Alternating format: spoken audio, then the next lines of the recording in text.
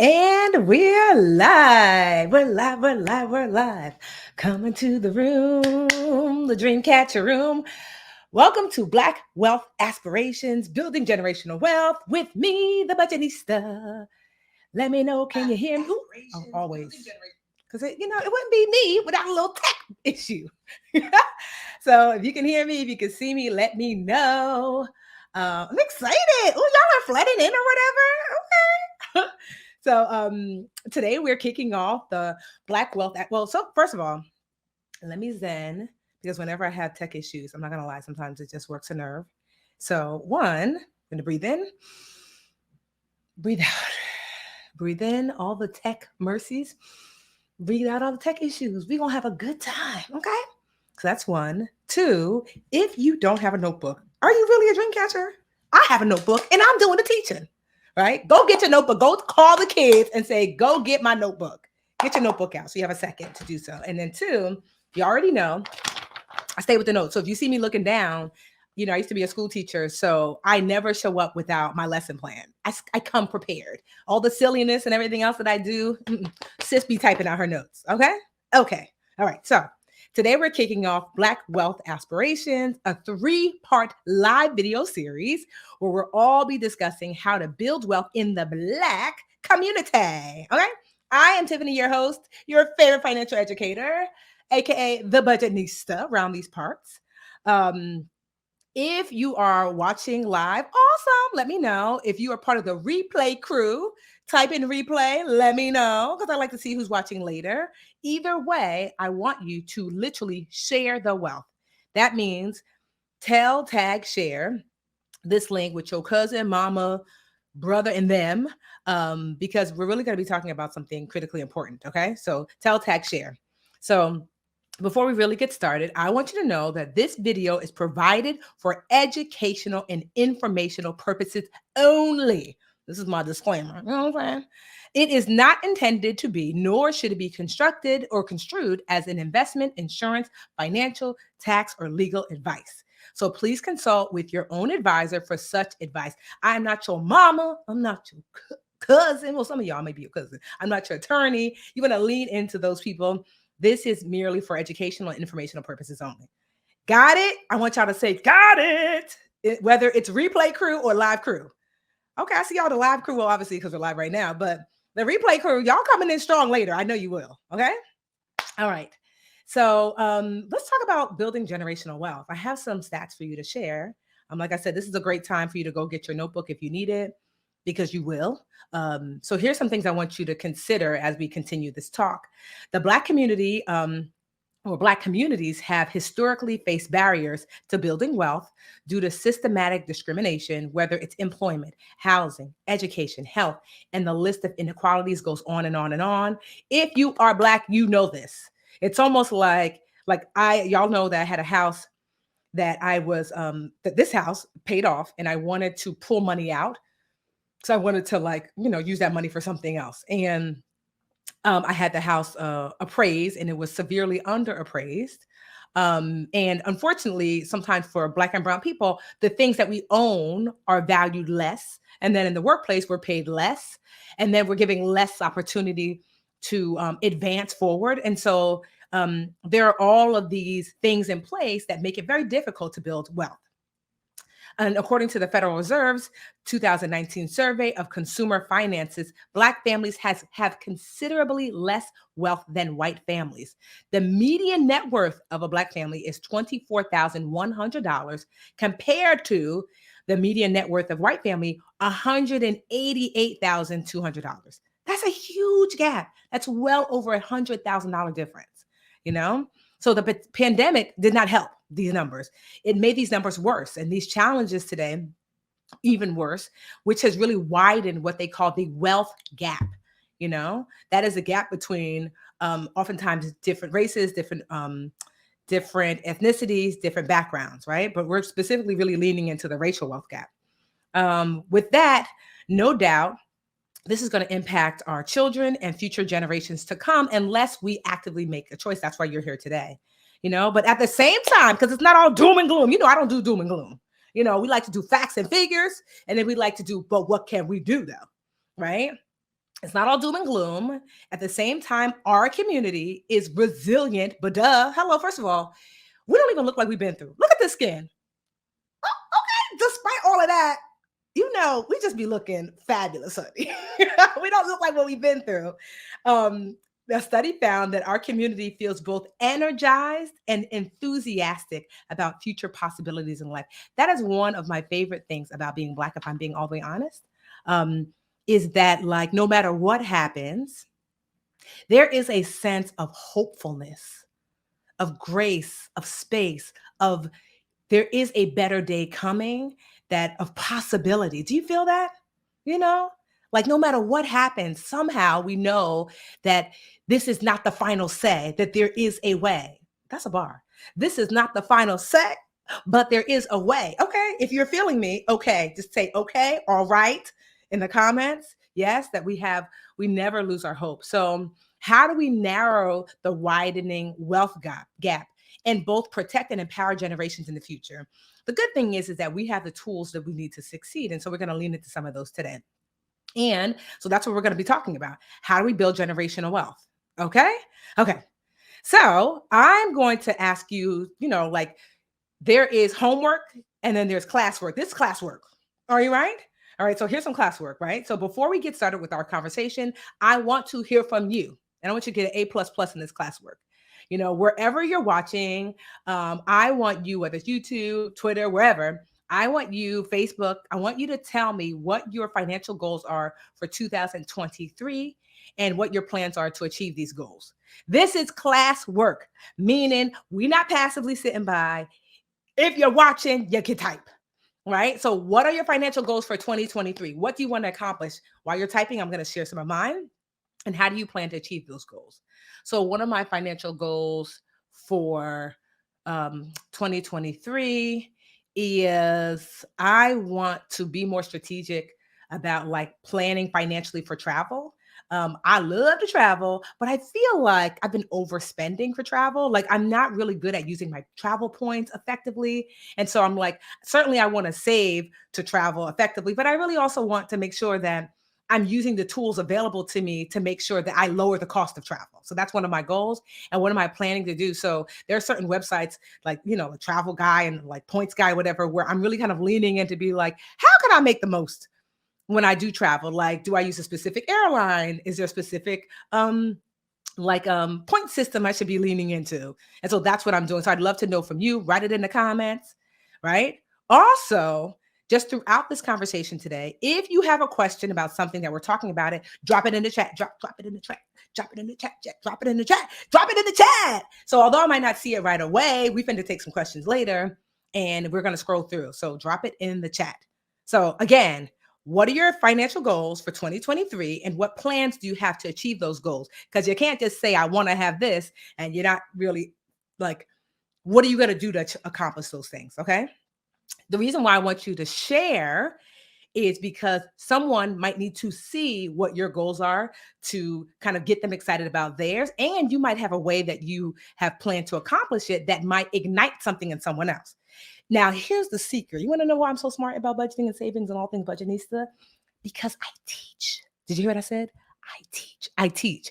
And there is an old wise proverb that says, when you teach, you learn twice. When you teach, you learn twice. When you show someone something, not only do you get it for yourself, you re-get it when you share it with someone else. So when you teach, you get to learn the thing twice. So when I tell you to drop some stuff in the chat today, what I'm really doing, Teacher Tiffany, is making sure you get the lesson, not uno, but dos. You didn't know I spoke a little Espanol, un poquito. My Spanish teacher would be horrified at my accent, okay? And so if you're tuning in, if you're part of the replay crew, we don't disrespect replay crew. We love y'all. So don't forget, because I'm going to be going through the comments and things later. If you're part of the replay crew, I honor that. Still do the same thing. What are your financial goals, replay crew? Just put replay next to it.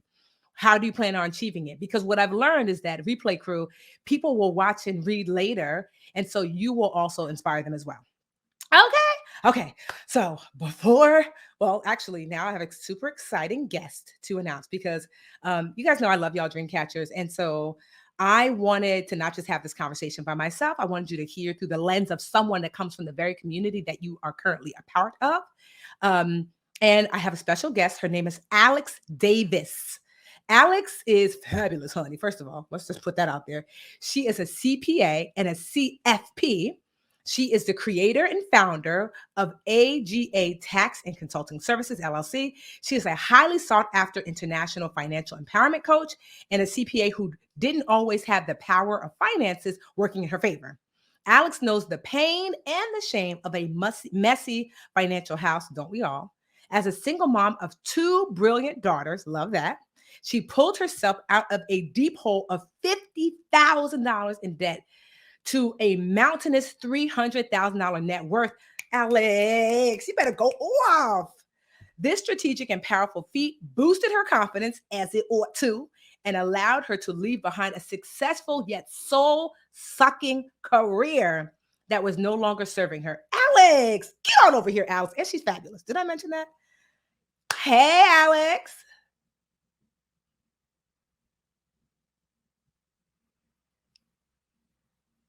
Can you hear us? Alex, you might be muted.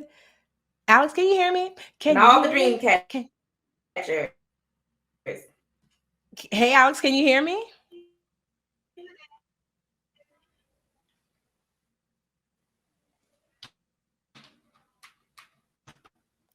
Alex. See, remember I told you before we were having just a little technical. We were having some technical difficulties, and this is what it was. We're going to get it together, though.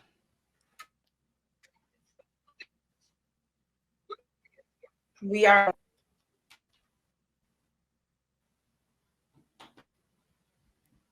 If not, well, here's what we can do.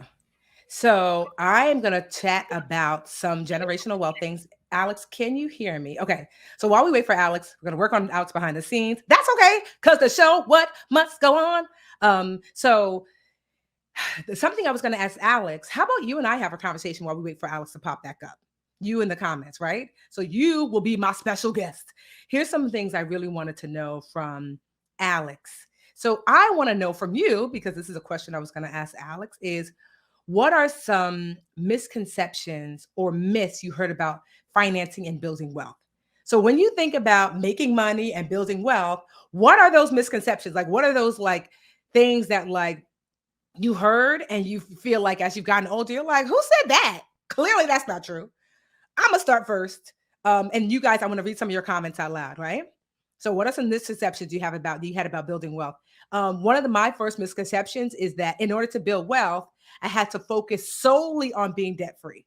That debt freedom was gonna be the holy grail for wealth. That's not true. Because my nephew, he doesn't have a car note, he doesn't have student loan debt, he doesn't have mortgage, and Roman is broke. You want to know why Roman's broke? Because Roman is 7. Sorry, Roman. I know I put your business out there. Because if debt freedom equals wealth, then why is Roman not wealthy? All your kids is broke, right? And so, like, that was a misconception that if I could be completely debt free, then that meant that somehow I was like that was like the key to wealth. Now, I'm not saying that you shouldn't work on that, but I am saying that it is only one of the components to growing wealth. And let me see some of the things. Okay. Oh, okay. Sylvia said being debt free before you invest. That was a misconception. Okay. What else? That someone else said, let me see. Da, da, da. It's true only that real estate and investing will build wealth. That's somebody that they feel like that was a misconception. Okay, that you have to make money. You have to have money to make more money. Okay, all right. Okay, Lee says that the IRS will have your back if you're wealthy. I know someone said, "Oh, Roman." I know I just be throwing Roman under the bus, honey. Let's see. What else? I'm just looking. What are some misconceptions? Oh, that you can't build wealth with debt. Okay, there's a lot of debt ones just like me. Okay. Let's see what else. I'm still looking at some of your goals, which is great. You need money to make money. Focus only on increasing your credit score. Okay. That investing is gambling. Okay. Look at this, a lot of debt stuff. So you got the same one as me. I'm just looking at some of yours. Replay crew, answer as well. That agree that debt equals freedom. Okay. So do any of these resonate with you? like the ones that people are sharing that, you can see the chats and you can read the chat, whether you're live or replay, that credit cards will only hurt you. Okay. That only certain fields can make you wealthy, that you have to be born into money. Okay. This is really great. Like, now, here's the thing, that wealth, of course, it's all relative. And let's just say wealth is having enough money to live the life you desire to live. Let's just call that wealth, right? That having enough money to live the life you desire to live with ease. We're gonna add to that definition. Let's just say that that's what wealth is. I have enough money to live the life that I want to live with ease. I don't gotta work myself to the bone, right? And so, in so doing, one of the things that we forget is to build the financial foundation, right? And so, like, what are some of the financial foundations? That's like your budget, savings, debt, credit, learning to earn. These are your first core five financial foundations. And although certainly you can make a ton of money, if you have not really worked on these financial foundations collectively, so not just debt, not just credit, but budgeting and savings and learn to earn, then building wealth, you might be able to do that, but sustaining it is going to be very difficult. So one of the myths I want to dispel is that you could just focus on one of these and be good. Truthfully, it's a collective, like all of these are like it's a collective activity. Like they have to all work together in order for you to not build. So remember I said learn to earn? That's one of the things that people say, if I earn a lot, I'll be wealthy. But not if you don't have a budget, sis, and you're not saving, sis, and that debt is eating you up, sis, and that credit is causing your life to be worth more, to cost more, sis, right? And so let's dispel that growing wealth can only happen with one of these categories. They have to work collectively together. Does that make sense? Do you have your notebook out? I told you to go ask the kids to go get your notebook, right? Okay. Say the five again. Alicia, I got you. Budget, saving, debt, credit, learning to earn.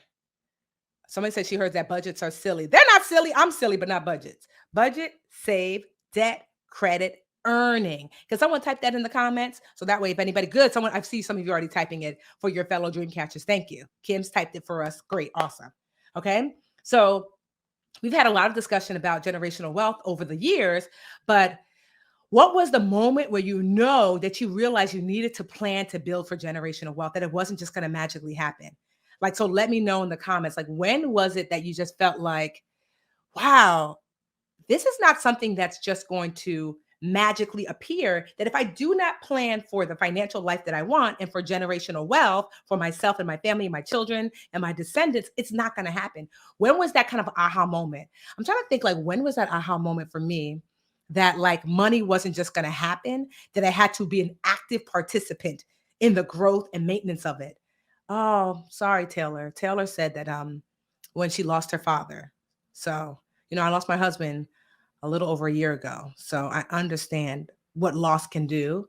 And so, Taylor, just sending you condolences. So when you lost your father, someone said last year before turning 30. Yeah, 30 will do that to you. I'm trying to think when I was young. I'm not gonna lie, I was a money nerd. First of all, we're gonna check in again. If you have not shared this video, no matter where you're watching it, with your family, friends, cousins, your social media, especially, reshare right now. This is your mid stop homework. Reshare, and so that way people can join in this conversation, because I think it's really powerful. Okay, so so when was that for me? I was really young. I want to say I was like in my mid 20s, because my dad, like I said, was a CFO, if you followed me for a while, and an accountant. And something in me realized that I had to actively be a participant in growing not only wealth for myself, but for the generations to come, for people who are going to come after me. And so I see some of y'all were 50, some of y'all were during the pandemic, when after you had your second child. Children will do that. Last year, when my 6-year-old said for birthdays, she wanted to travel instead of having birthday parties. Oh, Joy, you got a fancy 6-year-old. We like that, girl. We love a fancy 6-year-old. In your 40s, when you started having children. Okay, this is great. Keep them coming. So here's some of the things that I started to do when I was started to build for generational wealth. And it falls back on those fundamentals. First things first, I had to take stock of where am I currently? Like, how much am I making? How much am I spending? This is called a budget. I know we don't want to hear that, but it's true. Like, how much am I making? How much am I spending? What does that currently look like? I also had to realign my mindset. So if I'm really being honest, first step was to reset my mindset because I had made a lot of financial mistakes despite growing up in a household where money was taught. The financial mistakes that I made crippled me and made me feel like this is what I thought. Not Tiffany made a mistake, but Tiffany was a mistake. Have you done that self to yourself? Like, girl, sometimes we talk to ourselves crazy. Like, girl, what are you doing? You messed up again, and I finally had to say, you wouldn't let other people talk to you like that. Why do you talk to yourself like that? I told my best friend Linda at the time all the financial struggles I was going through. And she was like, that's it, girl. You act like you was just out here, you know, uh, uh, you know, being terrible, like is that it? You didn't rob any banks, like you made a mistake with your finances. Okay. And so my first step was I had to share with someone. So if you're looking for some notes of some of my first steps, I had to share my shame with someone who I trusted. That I don't have to be some financial guru, just someone who loves you as you are. And it's going to create a graceful space for you to be honest, right? So I had to share with someone. And then two, I had to, after sharing and releasing that secret shame, forgive myself and say, girl, you're not out here pushing puppies downstairs. That's not what's happening. You made mistakes with money because you did not know better. And so, I mean, that's it.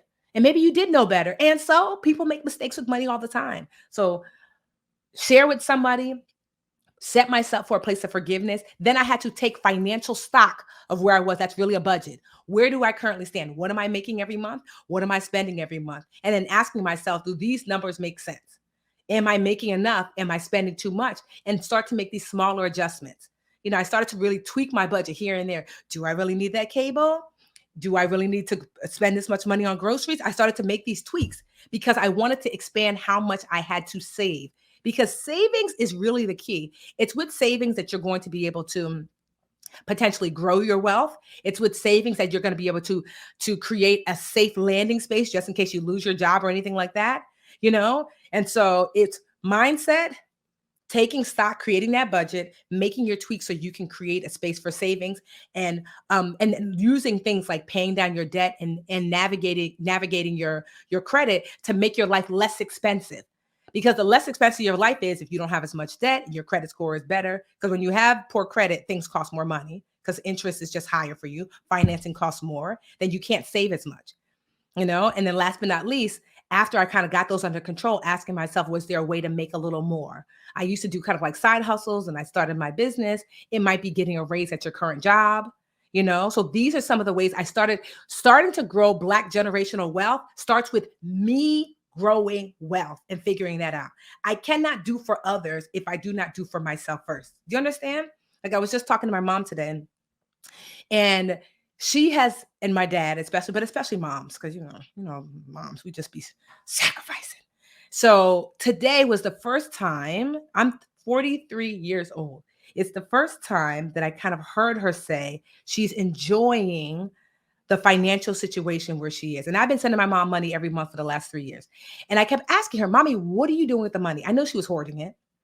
Why? I can't say her age because she will come here right now and spank me still to this day. I would still get a spanking if I told her age, but I had to ask her, like, because I knew she wasn't spending it. I was like, sis, it's Showtime Synergy. Name that show. Some of y'all too young. Y'all don't know who Synergy is? Name that show in the comments. Right? I was like, ma'am, why are you not spending the money I send you? Like, my father has done a really good job with his CFO background of managing their retirement and paying the bills. This money is for you. She could not get out of her self-sacrificing after raising 5 girls. For those of you who have children, you know what it is to sacrifice. This is the first time I heard her say she bought something nice for herself. And she said that. She said, I feel at peace because I'm finally doing things nice for myself, that I'm buying things for myself. That's generational wealth.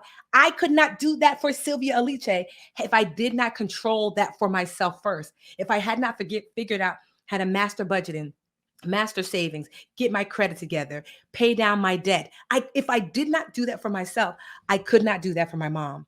I could not do that for my nieces and nephew. I have money set aside for their college fund. I could not do that for my bonus daughter, Alyssa. Her college fund is fully funded. She's 16 years old. She goes off to college in like 2 years. You know what I mean? Like, so first things first, put your mask on first. So that's critically important. So I want to know in the comments, like, what steps are you taking, to start to build generational wealth? Remember, it starts here first. So what does that look like for you? What steps are you taking? And honestly, be candid. What's working for you and what's not working for you? So if you're like, hey, Tiffany, I created a budget, but girl, the budget be looking at me, I be looking at the budget, and neither one of us is doing anything. So what steps are you taking? What's working? I want to know, and what's not working. I always like to know because it helps to inform the way I teach. So I can help if maybe something is not working and it ought not to work, and something is working and it should be working. So what are you doing there? Okay. So what steps are you taking? What's working and what isn't working? Well, I want to hear from you. Like, I want to know what challenges you're experiencing when it comes to building generational wealth. What resources do you need? So, like I said, one of the things that I do, and I literally go over and look at your comments, whether it's replay crew, we need you to, live crew, we need you to, is because I will look through the comments and I will say, these are the resources my dream catcher said that they need in order to succeed in growing generational wealth or whatever goal we're working toward. And I will start to craft and create resources or align with resources or share resources with you. And so don't be shy. This is the time to ask. Y'all be in my DMs asking all the other things. Ask this. What steps are you taking? What's working? What's not working? And what resources? I wish if you could have a magic wand, I wish I had this resource to help me. Let me know in the comments, okay? Be honest, ask for whatever it is you think you're needing, and I have a bonus question for you. Why is building generational wealth for the Black community so important? Like, why do you think that building generational wealth if you even think it at all, you might be like, it's not important. Why is building generational wealth so important? Okay. Whew. Okay. All right. So yeah, I just honestly, I think, and I'm going to share kind of like why I think generational wealth is so important for the Black community, is because wealth is a tool that can be used to enhance life. All right. It's not the only tool, but it's certainly a tool, because with wealth, you can have access to better healthcare. With wealth, you can have access to better education. With wealth, you can have access to experiences. Like Joya said, her 6-year-old said, Mama, I don't want no toys. I want to see the world. I want experiences. That's huge. The fact that she's 6, Joya lets me know you raising a bougie baby, girl. You raising a bougie baby, and I love it. Wealth allows ease. In some areas, not all areas, but with wealth, I'll give you an example. When I was working so much, I'm not working nearly as hard as I used to work. I was able to use the money that I'd made to hire an amazing housekeeper. So I was able to not only hire a woman-owned business to clean my home, and we became really cool, me and Juliana. Hey, Juliana, girl, she's Brazilian. But I also didn't have to worry about my house. I was able to hire a chef, Nisha, another sister, a Black woman. She is Guyanese. And so she cooks food for my parents every week. Every Sunday, Nisha texts me and says, I dropped off, and she drops it off. And she does like a health check wellness, because my dad is in his 80s. He don't care about me telling his age. My mother is significantly younger. Let her tell it. But every week she drops off food for them. My mom, although she likes to cook, she doesn't want to have to cook. That's what wealth does. And for the Black community, for me, building that generational wealth means that I get to look forward and help my parents, but I also get to look backward and help my nieces, Mimi, Amelia, and Lily, and Roman, my nephew, to make sure that when they go to school, they don't have to worry about student loans. To make sure that if they want to start a business, Auntie has a stockpile set aside for them. Or if they want to purchase a home, I want to start them off at a plus, not a negative, once they finish school, And so that's why, to me, building generational wealth is important for the Black community. But I'd love to hear from you, replay and live crew in the comments. Why is building generational wealth for the Black community important to you? I'm just really curious. Okay. So hopefully here's some key takeaways that you took away from today's convo. One, if you have not, like I said, I don't care if it's the replay crew. I don't care if it's near the end. People can watch again. Tag your mama, cousin, and them. Share this link. Text it out. Share that we had this dope, amazing conversation. The good thing is we're going to be doing this this is just one of three. So we'll be doing this the next couple of weeks. You can join in. Y'all just know I love teaching and I love pouring in and I love creating opportunities for us to have access to things that we normally would not have access to. You know, that one of the key components to growing wealth is access, knowledge, access, and community. Those are the three components that I believe are transformative specifically for the Black community. Knowledge, when you know better, you do better.